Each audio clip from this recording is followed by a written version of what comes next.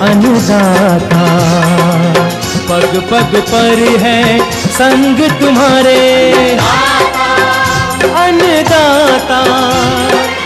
लहू किसानों का बन के पसीना सींचता है धरती का सीना।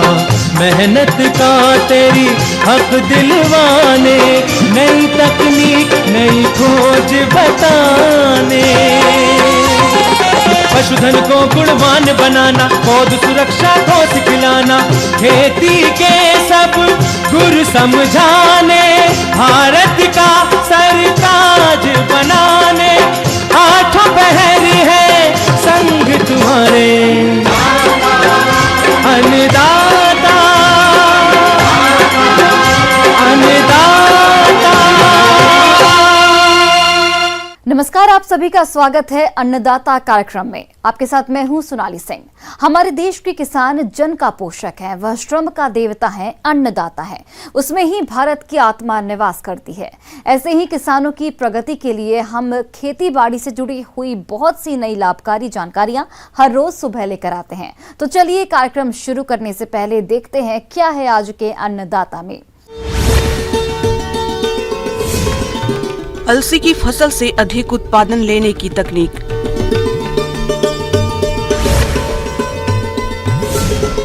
रंगीन शिमला मिर्च की उन्नत खेती करके कमाए अच्छा मुनाफा।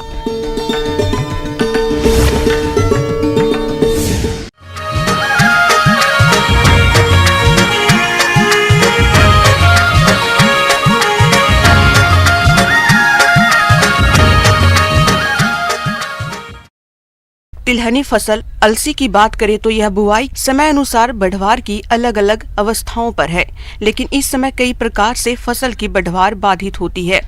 इसलिए फसल की उचित बढ़वार के लिए समय समय पर कुछ खास प्रबंधनों को करना बेहद जरूरी होता है। तो कौन कौन से हैं वो कार्य, इसके बारे में जानकारी दे रहे हैं वरिष्ठ कृषि वैज्ञानिक डॉक्टर बी.डी. घोड़े।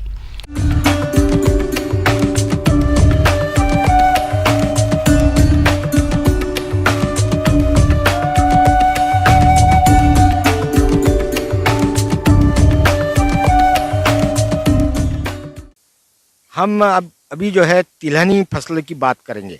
तिलहनी फसलों में है विशेष रूप से जो है अलसी है।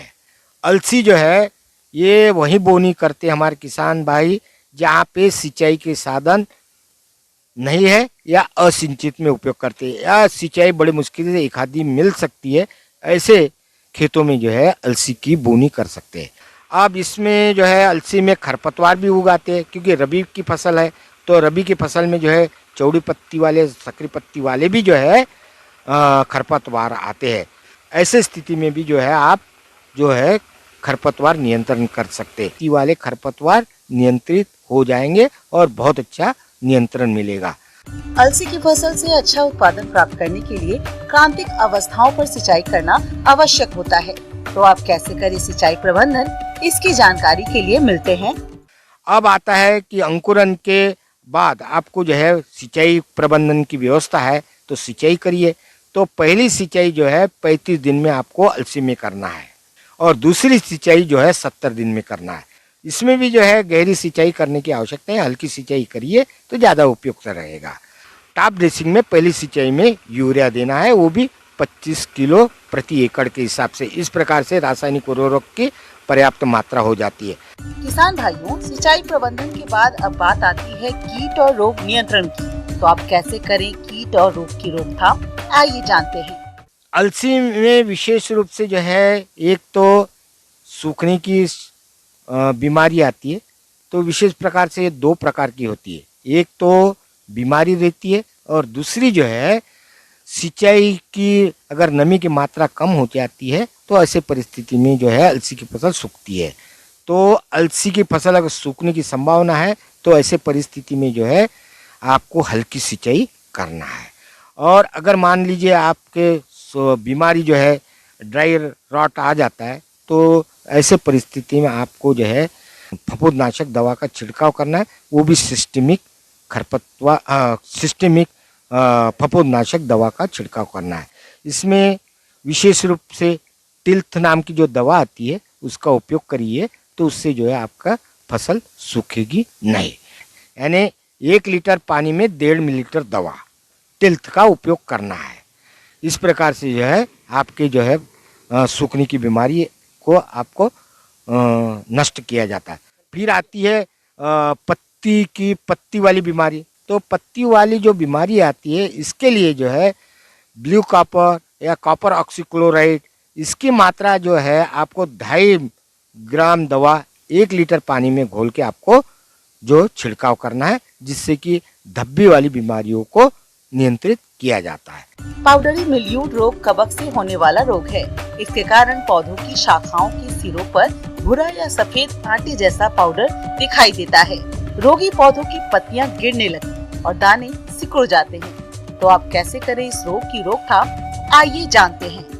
और भभूतिया भी आता है कभी कभी। तो भभूतिया के लिए तो सल्फर नाम की जो दवा आती है, इससे भी नियंत्रण हो जाता है। इसकी मात्रा जो है आपको जो है 2 से 2.5 ग्राम प्रति लीटर पानी के हिसाब से आपको छिड़काव करना है। तो इस प्रकार से आपको 400 ग्राम में 1 एकड़ मात्रा पर्याप्त हो जाती है। कीड़े जो है विशेष रूप से अलसी में जो है, एक तो गॉलमिज नाम की कीड़ा आती है, जो कि जो अलसी के जो कैप्सूल्स है उसमें छेद करके पूरे दाने को या उसके अंडकोश को नष्ट कर देते, जिससे कि उसमें बीज निर्माण नहीं होता है। तो इसके लिए जो है डाइमिथेट नाम की जो दवा बताइए, जो कि रोगर के नाम से बाजार में मिलती है, या क्विनालफास भी यूज कर सकते हैं। ये इसकी मात्रा जो है 2 मिलीलीटर दवा 1 लीटर पानी में छिड़काव है। तो इससे जो है आपके एक तो गॉलमिज भी नियंत्रित हो जाएगी, साथ में आपकी जो है माहू भी आता है तो माहू भी नष्ट हो जाएगा, और या दूसरे अन्य कीट आते हैं चूसक, वो भी नष्ट हो जाएंगे। किसान भाइयों, अब लेते हैं एक छोटा सा ब्रेक।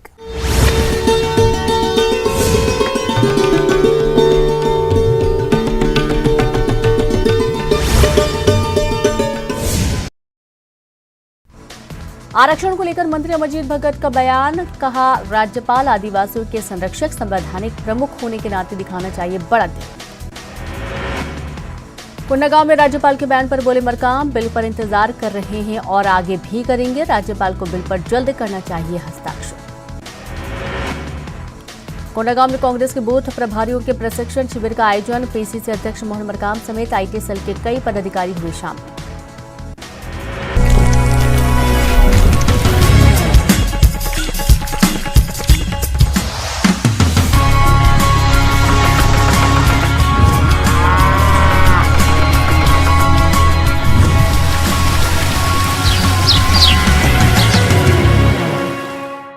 ब्रेक के बाद आप सभी दर्शकों का अन्नदाता में स्वागत है।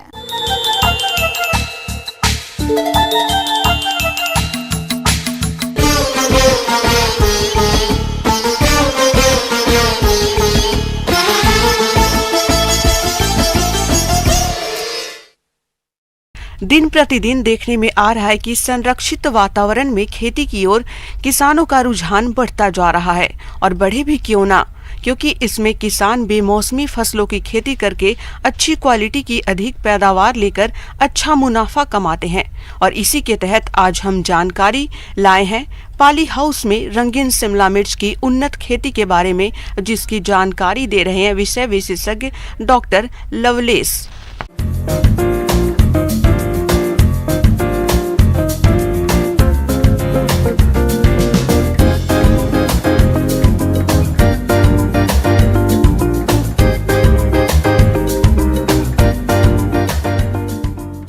ये कलर कैप्सिकम हम लोगों ने 17 अगस्त की ट्रांसप्लांटिंग कर रखी है। शिमला मिर्च की खेती किसानों के लिए काफी लाभकारी साबित हो रही है।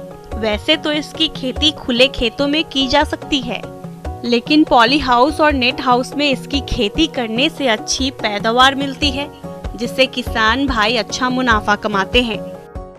सर, लगाने का है कि आपको पौध तैयार करवानी है इसकी सबसे पहले तो, क्योंकि जो हमारा शिमला मिर्च का पौधा है वो हमारा 35 से 40 दिन ले लेता है पौध तैयार करने के लिए। और पॉली हाउस के अंदर लगाने का समय है इसका अगस्त। अगर आपके यहाँ तापमान आप लोगों ने अच्छे से मेंटेन कर रखा है स्ट्रक्चर के अंदर, तो फिर आप इसको अर्ली अगस्त या पहले हफ्ते में भी लगा सकते हैं अगस्त के। लेकिन अगर तापमान ज़्यादा है आपके पॉली हाउस में, तो आपको देखना पड़ेगा, उसी हिसाब से आप थोड़ा सा पीछे आपको लगाना पड़ेगा, वरना पौधों के मरने के चांसेस ज़्यादा आते हैं। देखिए सर, लगाने के तरीके की बात करें तो हम इसमें बेड से बेड की दूरी हम 2 मीटर रखते हैं और एक बेड पे हम 2 लाइन लगाते हैं, और हम हर लाइन में जो पौधे से पौधे की दूरी है वो 40 सेंटीमीटर है, और 2 लाइन्स की जो दूरी है वो 30 सेंटीमीटर हम रखते हैं। सर अभी इसमें जो काम चल रहा है वो थोड़ा सा ट्रेलिसिंग का चल रहा है कि पौधा जो थोड़ी सी ग्रोथ पकड़ रखी है उन्होंने, तो धागे में पौधे को लपेटने का कार्यक्रम चल रहा है, और जो एक्स्ट्रा तने आ रहे हैं हम उसकी कटाई कर रहे हैं। और जो हम पौधे का जो ट्रेनिंग और प्रूनिंग करते हैं तो हम इसमें 2 से 3 तने हम इसमें ले सकते हैं। किसान जनरली 3 तने लेके चलता है। देखिए सर, खाद पानी इसमें 19-19-19 है, हमारा 0050 है, और यूरिया यही है जो अभी फ्रूटिंग स्टेज में क्योंकि आ चुका है और तुड़ाई हो रही है इसकी, तो इसमें यही खाद चल रही है अभी। किसान भाइयों, शिमला मिर्च की फसल में 15 दिन के अंतराल पर NPK 19-19-19 2 किलोग्राम प्रति एकड़ ड्रिप द्वारा पौधों को दिया जाता है, और NPK 00-00-50 2 किलोग्राम प्रति एकड़ का भी प्रयोग 15 दिन के अंतराल पर करते हैं, और दोनों पोषक तत्वों के प्रयोग में 1 सप्ताह का अंतर रखें। सर शुरुआत में पौधे की देखरेख करना ज़रूरी है जब पौधे छोटे होते हैं। जब पौधा एक बार ग्रोथ पकड़ लेता है तो उसके बाद उसकी थोड़ी सी कम भी आप देखरेख करेंगे तब भी एक बार के लिए चल जाता है। पर इसमें जो शिकायत आती है पॉली हाउस के अंदर वो है माइट्स और थ्रिप्स की सबसे ज़्यादा, क्योंकि जब हमारा लगाने का समय है अगस्त, उसके बाद जैसे ही टेम्परेचर बढ़ता है तो वो तुरंत माइट्स आएंगी और थ्रिप्स आएंगी। तो आपको शुरुआत से पौधे की देखरेख करनी है। सर जो आपकी थ्रिप्स हैं, माइट्स हैं, ये एक तरह से कीट की कैटेगरी में आते हैं, कीट पतंगों की कैटेगरी में। तो इसमें आपके पत्ते मुड़ेंगे, तो जो आपके थ्रिप्स हैं उसके कंट्रोल के लिए आपको फिप्रोनिल हो गया, डेलीगेट हो गया, नीम ऑयल हो गया, इन सब का आप इस्तेमाल करके इसको कंट्रोल कर सकते हैं। और जो हमारी माइट्स हैं इनके लिए माइटीसाइड्स आते हैं जिनको हम एक्रेसाइड बोलते हैं, वो इंसेक्टिसाइड से अलग है, तो उसका हम इस्तेमाल करते हैं। और ये अभी इसकी हम तुड़ाई हार्वेस्टिंग स्टार्ट कर चुके हैं, और ये अराउंड 11 नवंबर से इसकी तुड़ाई स्टार्ट है। उसके बाद से हम कंटिन्यूस इसे बेच रहे हैं। सर अगर एक एरिया की बात करें, 1 एकड़ की बात करें, तो 1 एकड़ में आपके 10,000 पौधे आते हैं। तो 10,000 में आपका जो हम कहते हैं कि आपका पर प्लांट जो उपज है इसकी वो है, मतलब अप्रॉक्सीमेटली हम एवरेज लेके चलते हैं 1.5 kg। तो 1.5 kg के हिसाब से आप कर सकते हैं कि इसका 150 कुंटल पर एकड़ इसकी उपज आप ले प्राप्त कर सकते हैं। सर अभी हमने जो मंडी में पता किया है तो उसका 180 रुपये किलो के आसपास इसका मंडी रेट चल रहा है। तो और जो अगर हम रिटेल की बात करें मार्केट में तो 250 ग्राम आपका 70 रुपये, तो मान के चलिए 280 रुपये किलो के हिसाब से ये मार्केट में बिक रहा है। सर बाहर तो अगर हम दिल्ली मार्केट में बेचते हैं तो आपको इसके प्रीमियम प्राइसेस मिल सकते हैं। जितने भी किसान भाई हमारे हैं जो दिल्ली मार्केट में बेचते हैं तो वो उनके प्रीमियम प्राइस, लास्ट ईयर हमारा 300-350 रुपये किलो के हिसाब से जो हमारे किसानों ने लिया है वो इनसे रेट ले रखा है। सर इसका सलाद पर्पज़ के लिए बहुत ज़्यादा इस्तेमाल किया जाता है, और बड़े होटल्स में, सुपरमार्केट्स में और शादियों में आप खासकर से देखेंगे कि इसका प्रयोग बहुत ज़्यादा किया जाता है। तो शादी के सीज़न में इसकी बहुत ज़्यादा डिमांड रहती है। मैं यही सलाह दूंगा कि जो किसान भाई पॉली हाउस कर रहे हैं तो वो इसकी खेती बेझिझक कर सकते हैं, बशर्ते ये है कि आप इसकी प्रॉपर ट्रेनिंग लें, जहाँ से भी लें इसकी ट्रेनिंग लें, उसके बाद ही इसकी खेती की शुरुआत करें। आगे और भी हैं खेती बाड़ी से जुड़ी हुई बहुत सी रोचक जानकारियां। यहाँ रुकेंगे एक और छोटे से ब्रेक के लिए।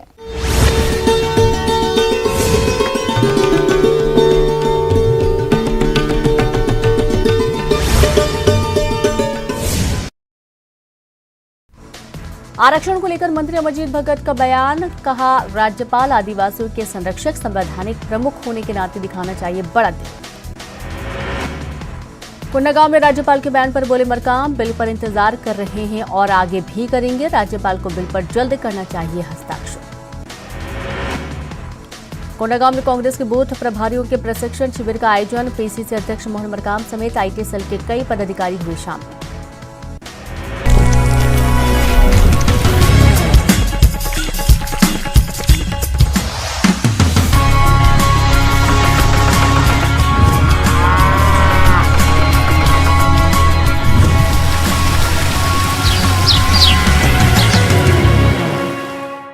ब्रेक के बाद एक बार फिर से आप सभी दर्शकों का अन्नदाता कार्यक्रम में बहुत बहुत स्वागत है।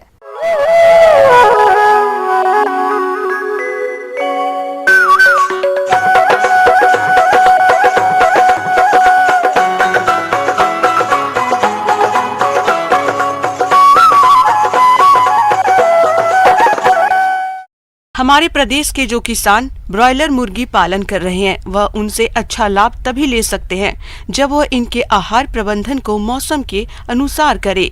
तो इस ठंड के मौसम में मुर्गियों का संतुलित आहार प्रबंधन किस तरह करना है, इस बारे में समस्त जानकारी के लिए हम आपकी मुलाकात करवाते हैं डॉक्टर आरपी नेमा से।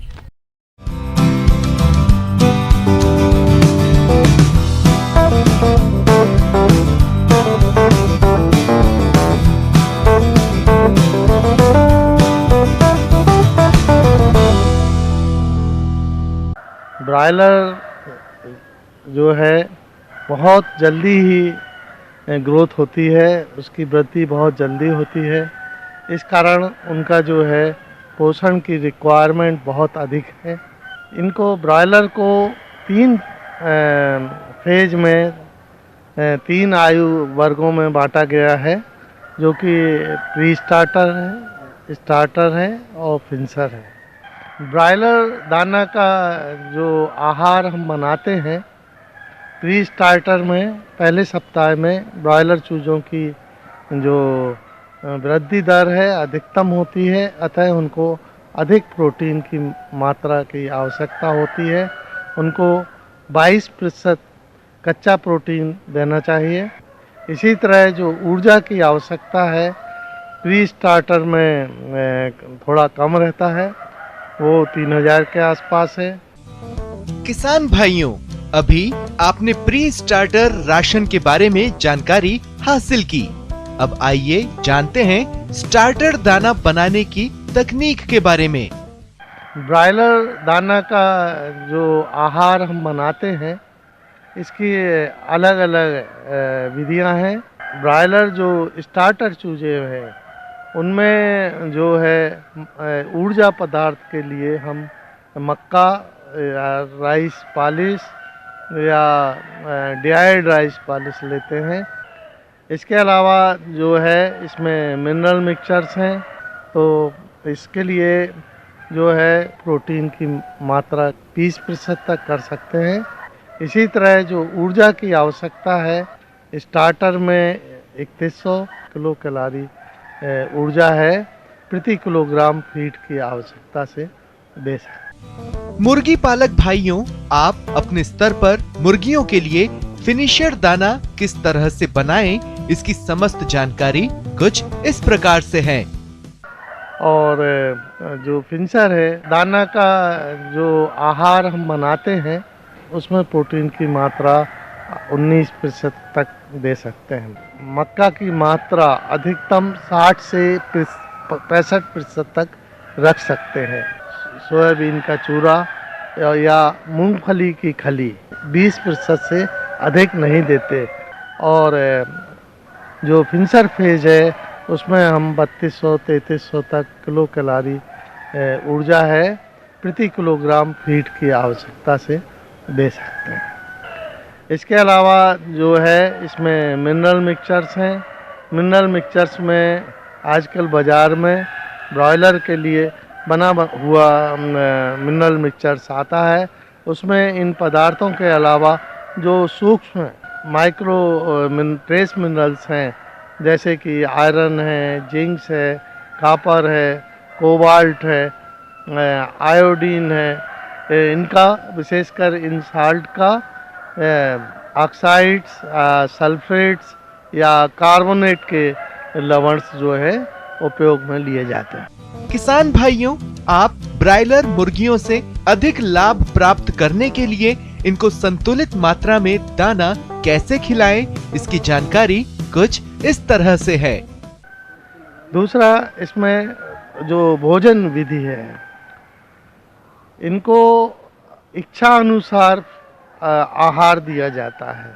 जो आहार की मात्रा है उसमें किसी तरह प्रतिबंध नहीं लगाते हैं। ब्रॉयलर को हमको दिन में कम से कम 5 बार जो रेखी फीडर हैं, लंबे फीडर्स होते हैं, उसमें 5 बार जो उनकी खुराक है 5 बराबर भागों में बांटकर देना चाहिए।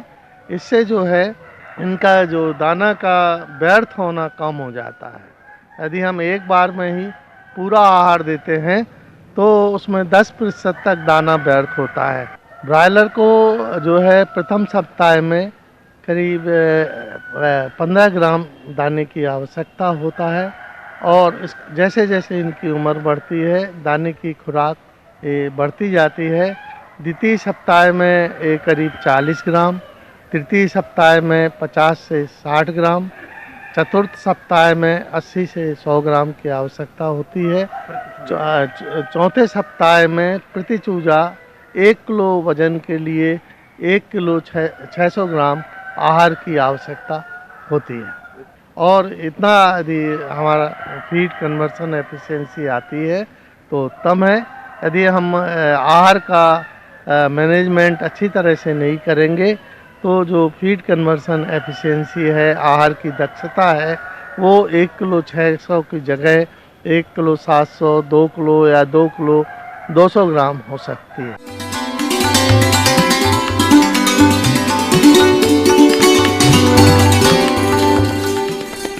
आइए जानते हैं अन्नदाता निःशुल्क फोन के माध्यम से पूछे गए समस्याओं का समाधान। अन्नदाता निःशुल्क फोन संपर्क सेवा के माध्यम से पूछे गए प्रश्नों में से आज हमने जिस प्रश्न को कार्यक्रम में शामिल किया है उसे पूछा है ग्राम कुमई, जिला इंदौर के कृषक जिग्नेश साहू ने। ये वर्मी कंपोस्ट बनाने की तकनीक के बारे में जानकारी चाहते हैं। तो जिग्नेश साहू जी, आपकी जानकारी के लिए प्रस्तुत है कार्यक्रम का ये अंश।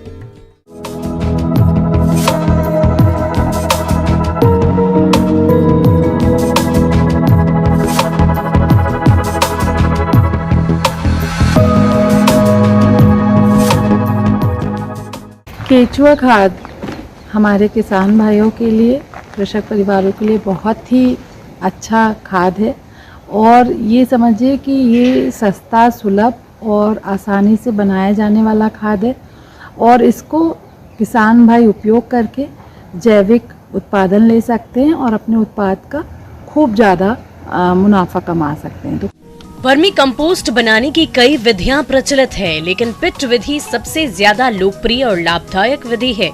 इस विधि में क्षेत्र का आकार आवश्यकता अनुसार रखा जाता है। आमतौर पर मध्यम वर्ग के किसानों के लिए 100 मीटर वर्ग मीटर क्षेत्र पर्याप्त रहता है। अच्छी गुणवत्ता की केचुआ खाद बनाने के लिए सीमेंट तथा ईंटों से पक्की क्यारियां बनाई जाती है, जिन्हें वर्मी बेड भी कहते हैं। प्रत्येक क्यारी की लंबाई 3 मीटर, चौड़ाई 1 मीटर और ऊंचाई लगभग 30 से 50 सेंटीमीटर रखते हैं। 100 वर्ग मीटर क्षेत्र में इस प्रकार की लगभग 90 क्यारियां बनाई जा सकती है। इसके लिए जमीन से थोड़ा ऊपर उठी हुई जगह का चुनाव करना चाहिए। केचुआ खाद बनाने की अगर जैसे मैं विधि की बात करूं, खाद बनाने के लिए आपको केचुए की आवश्यकता होगी और जो भी आपके घर में उपलब्ध जो भी आपका जैविक जो कचरा है, जैसे मान लीजिए कि किचन से, रसोई घर से प्राप्त जो आपके पास जो अपन बोलते हैं कचरा निकलता है, छिलका निकला हुआ है या अपन ने पत्तियां वगैरह है, तो उनका जो भी कचरा बचा हुआ है, और अगर मान लीजिए आपके पास मवेशी है, गाय वगैरह है, तो उसके जो 5-6 दिन का पुराना गोबर जो कि अपन बोलते हैं कि ठंडा हुआ गोबर, उसको भी इसमें अपन उपयोग कर सकते हैं। उसमें अपन ने परत द परत अपन ने जैसे कचरा उसको भरते गए, जो भी अपने रसोई का कचरा था वो डाल दिया, चारा वगैरह डाल दिया, जो भी जैविक कचरा आपके पास उपलब्ध है वो डाल दिया। फिर एक परत अपन ने उसमें जैसे गोबर जो अपना ठंडा वाला गोबर है, कम से कम 5-6 दिन वाला पुराना गोबर, उसको कहीं अलग रख के अपन ने ठंडा कर लिया, फिर उसमें डाला, फिर थोड़ी सी नमी डाल दी, थोड़ा पानी छिड़क दिया। ऐसे परत द परत अपन करके इसको पूरा कर लेंगे और ऊपर की परत में अपन केचुआ छोड़ देंगे। केचुआ रहता है जिसे हम लाल केचुआ बोलते हैं, इसिनिया फिटिडा, वो वाली श्रेणी वाले केचुए को इसमें डाला जाता है। तो जो हमारे ये लाल केचुआ है, जो भी आप इसको जैविक पदार्थ जो देंगे, ये सारी चीज़ों को खा के ये जो पचा के जो मल जो निकालेगा, इस मल को ही हम लोग केचुआ खाद बोलते हैं। और उसके ऊपर उनको बोरियों से ढक देंगे, गीली बोरियों से ढक देंगे या फिर घास वगैरह से भी आप ढक सकते हैं। और बीच बीच में आप देखते रहेंगे कि आपकी पिट में नमी बराबर मेंटेन्ड है, तो केचुआ ऊपर की तरफ से खाते खाते नीचे की तरफ जाता जाएगा और आपके ऊपर जो मल निकालते जाएगा, तो ऊपर आपकी खाद तैयार हो जाएगी। क्यारियों को तेज धूप वर्षा से बचाने और केंचुओं के तीव्र प्रजनन के लिए अंधेरा रखने के लिए घास फूस बनेशी छप्पर और चारों ओर हरी नेट से ढकना लाभकारी होता है। इसके अलावा आजकल HDPE प्लास्टिक से बनी हुई वर्मी पिट भी बाजार में उपलब्ध है, जिनमें आसानी से केंचुआ खाद बना सकते हैं और इनका उपयोग कई वर्षों तक कर सकते हैं। और बीच बीच में आपको निरीक्षण करते रहना है ताकि इसमें चींटियां ना लगे, किसी और तरह का कीड़े ना लग जाए जो कि अपन के केंचुओं के लिए नुकसानदायक। तो आप देखेंगे कि केंचुए खुद ही बहुत सारे मतलब आप और बहुत सारे केंचुए बन गए हैं। तो आप एक पिट जैसे आपने केंचुआ लिया तो उसके बाद आप इसको बेच भी सकते हैं और ये बहुत अच्छी कीमत पे जाता है। और मान के चलिए कि जैसे ये केंचुआ खाद आपका अच्छी गुणवत्ता का बना है तो 7 रुपये से 10 रुपये किलो भी आसानी से आपको गांव से ही लोग लेके जा सकते हैं। अनुकूल आर्द्रता, तापक्रम तथा हवा में परिस्थितियों में 25 से 30 दिनों के उपरांत बेड की ऊपरी सतह पर 3 से 4 इंच मोटी केंचुआ खाद एकत्र हो जाती है। इसे अलग करने के लिए बेड की बाहरी आवरण सतह को एक तरफ से हटाते हैं। ऐसा करने पर जब केंचुए बेड में गहराई में चले जाते हैं तब केंचुआ खाद को बड़े से आसानी से अलग कर सकते हैं। खाद की पलटाई या तैयार कंपोस्ट को एकत्र करते समय खुरपी या फावड़े का प्रयोग कदापि नहीं करना चाहिए। तो आप इसको ढेरी लगा दें और पील अप कर दें तो केंचुआ आपको पूरे नीचे की तरफ में रह जाएगा और ऊपर से आप छान के अलग करते जाएं। केंचुए का जो ककून है वो सारी चीज़ें आप ले जाके फिर उसमें ऊपरी सतह से फिर डालें और बोरियों से ढक दें। और ये जो वर्मी कंपोस्ट आपने बनाया है इसको आप पहले छान के अच्छे से और बोरियों में बंद कर लें और फिर उसके बाद इसको छाया वाले स्थान में आप संग्रहित करें और रखें ताकि इसमें जो इसकी गुणवत्ता है वो बनी रहे और इसका ज़्यादा से ज़्यादा लाभ लें।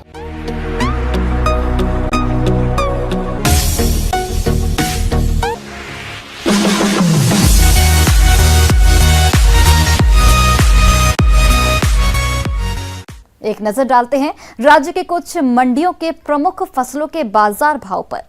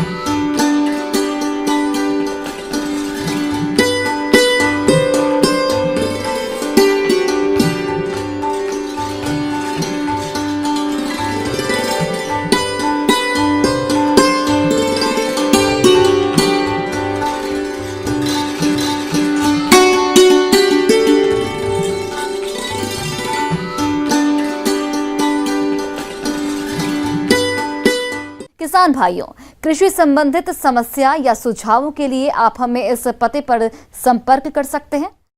प्रोड्यूसर अन्नदाता news 18 Madhya Pradesh Chhattisgarh, Ramoji film city Hyderabad 501512। साथ ही आप हमें ईमेल भी कर सकते हैं। हमारा ईमेल आईडी है p18annadatamp@news18.com। इसके अतिरिक्त आप हमें निःशुल्क हेल्पलाइन नंबर 18008892 पर सोमवार से शनिवार सुबह 10 से शाम 4 बजे के बीच संपर्क कर सकते हैं। अब समय हो रहा है आपसे विदा लेने का। कल फिर से आपसे मुलाकात होगी कृषि से जुड़ी महत्वपूर्ण जानकारियों के साथ। नमस्कार।